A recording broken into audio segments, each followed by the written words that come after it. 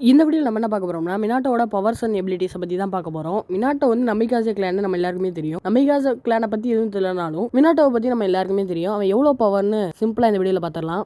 வாராருக்கப்போ 3 shinobi வந்து ஒரு ஆளை டெலிபோர்ட் பண்ண தேவைப்பட்டிருப்பாங்க. ஆனால் 3 ஷினோபியை ஒத்தாலா 13 வயசில் மினாட்டோ டெலிபோர்ட் பண்ணுவான். அதுவும் வெல் ட்ரெயின்டு ஜின்ஜுருக்கிஸ்டருந்து காப்பாற்றி டெலிபோர்ட் பண்ணுவான்.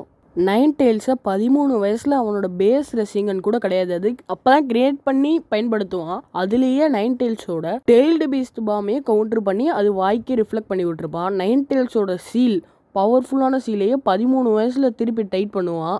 நைன் டெயில்ஸே அஷிராமாவோட கம்பேர் பண்ணியிருக்கோம் மினாட்டோவை. இதில் நோட் பண்ண வேண்டிய விஷயம் என்னென்னா, அது full nine tails, half nine tails கூட கிடையாது. ஃபுல் நைன் டெயில்ஸை வெறும் சாதாரண ரெசிங்கனை வச்சு கவுண்டர் பண்ணுவான். இது எல்லாத்தையும் பண்ணது வெறும் 13 வயசு மினாட்டோ. இவனுக்கு டெய்ல்டு பீஸ்டையும் கொடுத்து வார் ஆர்க்கில் ஸ்டேஜ் மோடும் இருந்து டெய்ல்டு பீஸ்ட் மோடும் இருந்து வார் ஆர்க்கில் வளர்ந்த மினாட்டோவால் எதுவும் பண்ண முடியலைங்கிறது லாஜிக்கே இல்லாத விஷயம்தான். சப்போஸ் உண்மையான பவரில் மினாட்டோ ஃபைட் பண்ணியிருந்தால் வாராருக்கே 2-3 நிமிஷத்தில் முடிஞ்சிருக்கும். மினாட்டோவோட ஸ்பீடே லைட் ஸ்பீடை விட பயங்கர ஸ்பீடு, ரியாக்ஷன் ஸ்பீடு மட்டுமே. ஏன்னா லைட் ஸ்பீடில் கை நகர்ந்துக்கிட்டு இருப்பான். அவனுக்கு நடுவில் போய் டூக் சீக்கிங் ஆர்ப்ஸை எடுத்துட்டு முதுகில் வாங்கிட்டு சட்டையை வேற கழட்டி போட்டு அங்கே படுத்து கிடப்பான். அப்போ அது எவ்வளோ ரியாக்ஷன் ஸ்பீடு, எவ்வளோ ஸ்பீடு இருக்குன்னு யோசிச்சுக்கோங்க. இதனால தான் சொல்கிறேன் மினாட்டோ ரொம்ப ரொம்ப ஓவர் பவர்னு.